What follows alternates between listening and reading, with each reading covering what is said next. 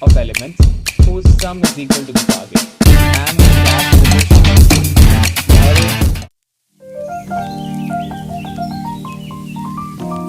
array. This is your man, and let's begin some reading if in case you have not been reading DSA lately. So let's do a few questions. Well, the first question is a very simple one. We are given an array and we are asked to return a pair of elements whose sum is equal to the target. And the cache in the question is the array is sorted.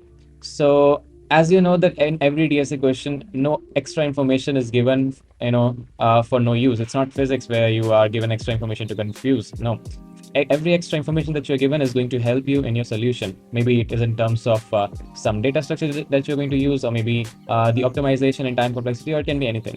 Okay, so as you know, when you have an array, let's consider some array. Okay? Let's say 3, 8, 12, 24, 45, 78, 90. Okay, and the thing that you need to notice over here is that all the elements are arranged in ascending order.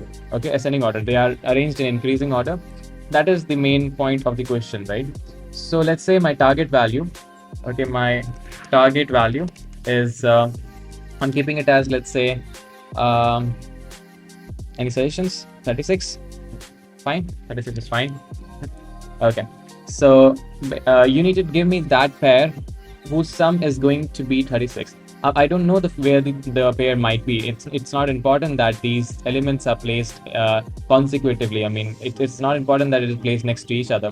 It can be anything. It can be this element. It can be this and this element. It can be this and this element. It can be anything. But basically, of course, we know the answer is these two elements, because if we sum these two elements, of course, we are going to get 36. Okay, so our question is asking us to return these two pairs. So the very brute force approach that we can have over here is that we can run two loops. Okay, so this is the entire logic. I have not written the code in a very elaborative manner, because brute force approach, you're just supposed to just have an idea about what exactly might happen over there. You need not write or explain it in detail, because nobody wants to know. I mean, it's good that you have a brute force approach, but it's not an optimal one. Everyone knows that. So there's no use of elaborating or explaining in detail. So I'm just going to tell you how it is working. But in from interview point of view, you need not explain it. Okay. So I'll be writing. I mean, what exactly happens in brute force approach in this case.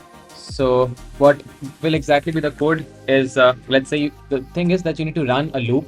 Okay, you need to have two pointers. I mean, two pointer is the other approach. We're not going to go in that now. We need to have two iterators. Okay, so two loops basically we're going to have. Let's say for int I is equal to 0, I less than n, I plus plus. Okay, so you're going to have this, and inside this, so basically I is something that is going to be traversing in a slow pace, whereas we're going to have another pointer, another, let's say, yeah, we just call it pointer or iterator, which is going to be comparing I with elements, all the elements across them. So for example, if I is at 0, j will be at 0. I mean, of course, it cannot compare to itself, so j will have to be any element other than I. So j can be 1, so 1 will be compared to 0. I mean, the position I'm talking about. Okay, I hope you already all of you know that these index concept. Okay, so let me just remove it. So this is 0, this is 1, this is 2, this is 3, this is 4, this is 5, this is 6, this is 7, this is 8. Okay, so all these numbers that is written in corresponding to these elements are basically their indices. Okay, indices, in plural we call it indices, and individual we call it index. So what exactly happens is that I am going to assign one iterator. I'll call it I. And if I stays at 0, j is going to compare. J will be 1. J will be comparing with I. I mean, comparing in the sense they will be adding up and checking if the sum of these two will be equal to that given target or not. And then j value will be incremented to the next element, but I will remain there as it is. Okay, so I'll write it down again. I will be here, and my j will be here. Okay, initially, because my I is 0, j will be 1. So it will be adding 1 plus, so not 1 plus 0. I will be 0 and j will be 1 basically. So whatever element is present at that particular index, for example, 3 and 8. If you add 3 and 8, of course, you're not going to get the target value. Target value is much more higher than these two values, right? So 3 plus 8 is basically 11, which is not going to give me the answer. So I will not be moving I right now.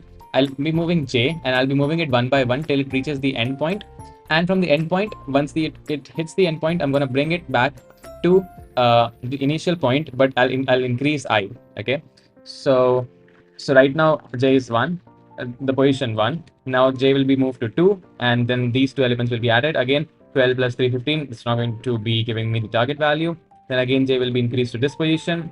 24 and 3, 27. No, still not satisfied. 45 plus 3, 48. Still not satisfied. 78 plus 3, 81. Still not satisfied. 90 plus 3, 93. Still not satisfied. So now J will be brought back to 0. Okay. J will be brought back to 0, and I will be at, I mean, I don't think there is any use of doing that. I mean, J will always be starting from I plus 1. Okay. So J will be over here at 2, and I will be incremented to 1 from first position. So now these two elements will be added, 8 and 12. Again, it is going to give me 20. No, it's not going to be the answer. Then we're going to have 3. At 3, the J will be incremented. 24 and 8. Again, we're going to have what? 32. I guess it is 32. Yes. 32. Again, 32 is not the answer. So again, it will be incremented, and just like that, it will be keep on incrementing. It will reach over here. And once again, if it reaches over here, it is going to come back, and I will be incremented to second position, and J will be at 3, right? So now at 2 and 3, we've got 12 and 24. If we add both of them, 36 is the summation that we're getting. So we compare these two, I mean, the element that is present at these two indices, we get our target value, which is the answer. So that is how the brute force approach works. We try to find the possibility of all the combinations of elements inside the array, and we try to do the computation among all the possible combination. If we get the answer, we give it back. If we don't get the answer, we keep on going until the loop is not completed. Okay. So this is the first I pointer which I initialized long back. And now inside that, I'm going to initialize another pointer for J, right? Because J is going to be I plus 1 all the time. J can never, this should never not be equal to I, because we cannot compare, we cannot add the same element to itself, right? That's not allowed in the question. And J will still be less than N, and then J will be plus plus, right? And yeah, inside this, what are we going to write? That is the question, right? So it's a brute force approach. I don't want to waste much time on this, but still, I think that since it's the first time for some people, I'm emphasizing a bit more on this, because brute force approach is important. Though it's not something that would impress your interviewer, but it is quite important. I mean, for the first time, if you're reading, brute force approach is very important. Okay, from that point, if you're learning DSA for the first time. So we are going to be writing if in case my element, okay, let's say my element at I and my array J, if both of these, if I add them, if I add both of these, if if this is equal to my target value that is provided, so what am I going to do? What am I going to do? So if that is the case, I'm just going to return. Just a second, I just bring it over here in the focus. Yeah. So in that case, just return. I'm just writing a Python code maybe. Yeah. I'm not focusing on any syntax right now, on any language. I'm trying to make this video language independent, but ultimately there'll be some point where I'll have to write syntaxes. I mean, all the syntaxes in one particular language. So for that, might be writing it in Java, but most probably I'll be writing it in C++, because I feel C++ syntaxes are more easier, and most of the people follow that, since you already learned C in your college time, and then C++ eventually many people just take it, right? So if I want, I can return I and J. I mean, you can do whatever you want. You can print it directly over here. I'm just returning, or okay. And if that's not the case, it is just going to continue the loop and all. Everything is going to be they'll be checking all the conditions, and just in case if this happens, they'll be returning. If not, we can just initialize another flag variable which can tell whether that condition ever occurred or not. That also we can do. So basically, this was the brute force approach. But we didn't utilize one important information that was given over here, which was that this array was actually sorted. Okay, we didn't consider that thing at all. We did not focus on that because we were just following the brute force approach. So we're just going to be erasing all of this. It's not required. No, no, no, not required. Oh, I've erased the entire array also. I'll just write it again. No problem. Okay, I've erased the entire canvas. No problem. So if you see the two-pointer approach, which is the most optimal approach that we can have for this problem, okay, So we are going to be focusing on that two-pointer approach, which is the two sum. It's actually a famous problem on LeetCode. Also, I guess it's a first problem on LeetCode. So basically, what happens is, let me just write that thing. I'll make an array. Let's again make 3, 4, 5, 7, 8, 12, 34, 56, 67, 56. Yeah. So let me zoom it in. Okay, this is our array. I hope this is visible. Yeah.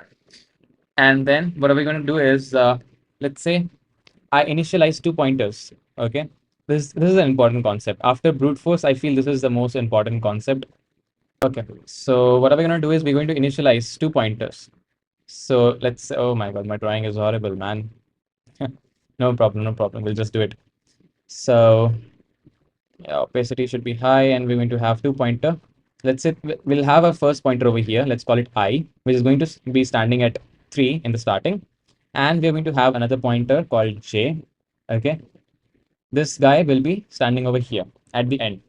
So now what will be happening is that I'll be instead of me, acha, there was one more thing that I forgot in the previous brute force approach. So the reason that nobody likes brute force approach is that it takes a lot of time, the time complexity, the very important thing when it comes to programming, your, putting your logic into program. Over there, the very important concept arises, which is called time complexity, which tells you that how much time, how many times a particular instruction is going to be executed. So based on that, we calculate the time complexity. And for the brute force approach that we reduced in the previous solution, it was n square. Okay, big O of n square. Big O basically represents the worst case scenario of any algorithm. So the worst case, in worst case, it will be n square. That means the last two elements in the array will sum up to give me the target. That will be the worst case in that brute force approach. So that is why the time complexity is n square, because it's going to be traveling the pointers, and the number of execution is totally, it is going to be n square. Okay, so square n is basically representing the size of the array. I hope you know that. Okay, so yeah, over here, instead of me going through the loop again and again, I'm just going to traverse the entire loop one time, that too in the worst case scenario. Okay, so I'll not be comparing this with this and this with this, and then 3 with 7, 3 with 8, and 3 with 12. I'm not going to be doing that. Instead, I'm going to be staying over here, and I'll let my j stay over here. And what I'll be doing is that I have a target value, right? I didn't mention a target value. Okay, let me mention it. Target, target, okay, okay, no problem. Target value, we'll keep target value, let's say, what should we keep it? What do you guys say? Shall we keep it 20? Fine. Target value is 20. Okay, fine, great, boss. Target value is 20. Now we need to get 20. And I guess you guys already know what's the answer is. 20 is already, like, I mean, 8 and 12 will obviously sum up to give 20, right? That's why I chose these two number. So right now my I and J over here. So how on the earth will I be able to return these two? These two, how will I be able to return these two? That is the question. So what I'll be doing is I'll be having two scenario, like let's say three scenario, okay? Scenario one, where my I and J, if my my element at index I and my element at index J will sum up to give me target value, right? That is the one scenario. Okay, the element present at index I and element present at index J will basically be summing up to give me the target value. That is the first scenario that I have. The second case that I might have over here is that if these two get added up, these two, the sum of these basically, okay, just copy this. The second case would be that the sum of these two will be greater than target. Okay, that might be the other case. And the last case, I guess you can already tell what's the last case is. Uh, the last case is that uh, the sum of these two elements will be lesser than the target. Only these three cases are allowed. I mean, possible, right?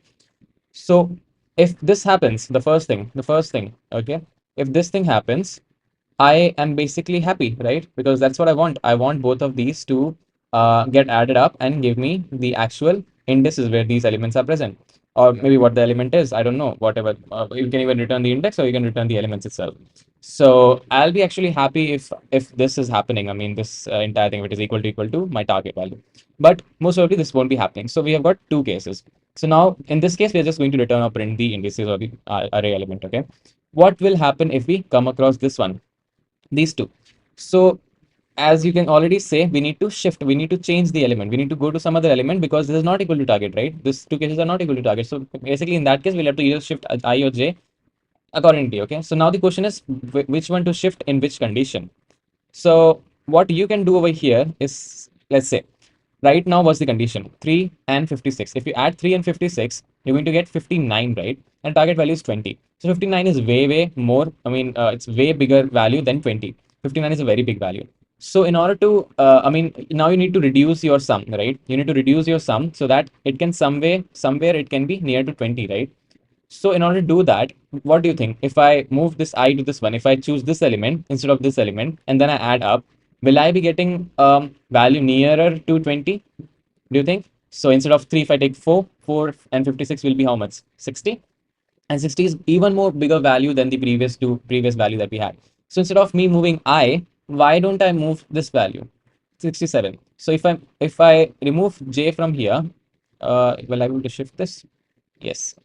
So if I move my oh okay, no problem. So if I move my j over here from here, I can have a smaller value, right? 3 and 67. So oh my bad, my bad. This 56 was not supposed to be. Oh, wait a second. What should we do? Okay, we'll just erase this thing. Okay, this is not supposed to be here. Let me rewind. Okay, so what we were looking at was, because see, it was supposed to be in a sorted order, and 56. I mean, the duplicates elements are completely fine, no problem. But then it is breaking the order. We are not supposed to have in a random order. We are supposed to have it in ascending order strictly. So initially j was over here. So 67 and 3 was giving me how much? 70, and 70 is a big value. So now we need to reduce the value. So in order to reduce the value to get to this target value, if I move to this one, it is not going to be giving me a feasible answer. So instead of doing that, what I can do is I can move this value to a smaller value. See, if I move on the right hand side, if I move my I to this value, I'm going to go towards the higher value, right? I'm going to be adding even more higher values, which will give me even more bigger value than my target. I don't want that to happen. So since my target is 20 in this case, I'll be moving my j, okay, this j. Let me check if I can do this. Just a second. Yeah. If I move my j over here, now I've got a smaller value. So 56 and 3. Okay, 3 will be, I will be there as it is. So if I add 3 to 56, I'm going to get 59, which is a smaller value than 70, right? If I added this last time, it was 70. And 59 is a smaller value. Okay. So that means we are now moving towards a closer value to 20. Right now we have not, but still. So so what do you think we did over here? In when our sum was in this case where I showed you, if our sum was greater than the target, in this case we moved our j towards the left hand side. That means we decreased the value of j. J was some, let's say, how many elements do we have? 4, 8, 9. 9 elements we have. So this was, like, say, 8th index. So this was 7. So from 8 we brought it back to 7. So whenever the sum is getting bigger than the target, in that case, what we're supposed to do is that we need to decrement our j. Okay, in that case we need to decrement decrement our j. Okay, decrement our j. For some reason it is looking like I, that's why I'm putting the capital J, don't mind. And the opposite will be the case in our, I mean, if we are decreasing j in this case, obviously in this case we'll be increasing I'm sure you can pretty much figure that out by yourself, because let's say while you were traversing, okay, what happened was this guy. Oh, no, wait a second. Okay, this guy came till over here. Okay, let's say it came over here, and after that, I is still at 3. So 3 and 12 gave me how much? 15, and 15 is a smaller value than 20. So if I move my j towards more, I mean, if I keep on moving my j towards even more towards left hand side, my summation value is going to be decreasing, which I don't want to happen because it is already lesser than my target, right? So I need to now increase the target by a small amount. So in that case, what I'll be doing is I'll be increasing my I. So my I will now be shifted to 4. 4 plus 12, no, it is still not giving me the answer. 4 plus 12 is 16. So again, in that case, it is smaller, but still fine. I can move my I. So now it is 5, 5 and 12. Again, 17, not exactly same. 7 and 12.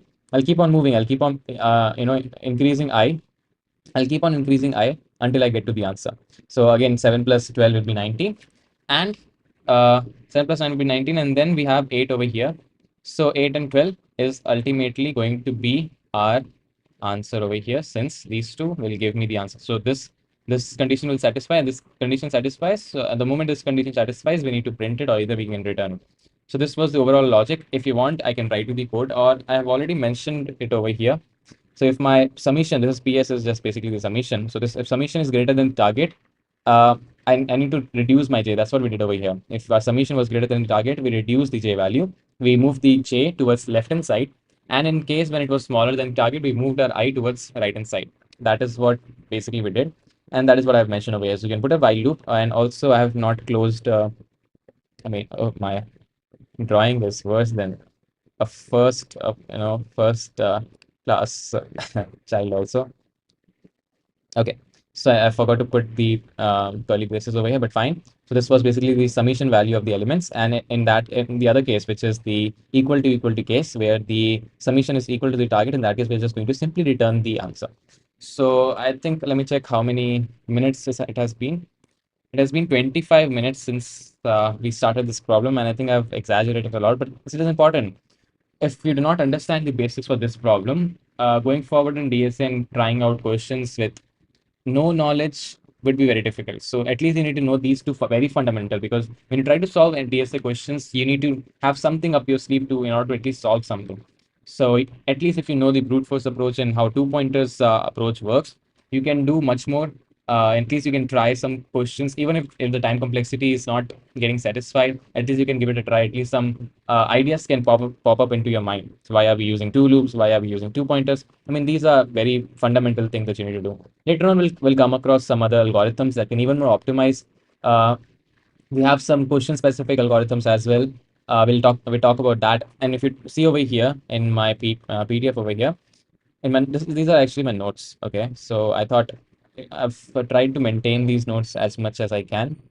So I thought of teaching through this itself. Majority elements. So the approaches that we can have for solving the majority element. So basically, the question says that you're given an entire array, okay, and we have multiple elements in that, and many elements are getting repeated. This elements are basically representing who got what. For example, if there were three people, 1, 2, and 3. So one will be like, say, if one element is present 10 times, and two element is present 3 times, and four element is present 5 times. So you need to, and these are not arranged in like one specific order. It's not arranged in ascending order or something like that. It can be in random order also. So you need to calculate who has got the maximum vote, and the condition for the max, or the one majority element. This is a majority element. So which element is in majority number? So the condition for that is the frequency of that element, whichever you are considering to be the majority element, should be greater than half the value of the entire, half the number of the entire number, or total number of elements that you have in the array. Okay, so that is the condition that we have. And we have multiple approaches. We have got the brute force approach as usual. We've got a sorting approach, and then we've got a Morse voting algorithm. As I mentioned, we have got question specific algorithms as well. This is a very beautiful algorithm. If you understand how this works, it looks like a magic though, but it is very simple. If we do the what you call it, the dry run for this one, it will be very easy. And also, if I provide you some analogy and all, it'll be very easy. For today, I think it is okay. For next, maybe we can go across this one, majority element, and then we'll move forward with some other important questions, which is important from DSA point of view, important for improving your critical thinking skills and stuff. So yeah, that was all for today, and we'll be seeing you after some time with many other questions. Tata, take care, and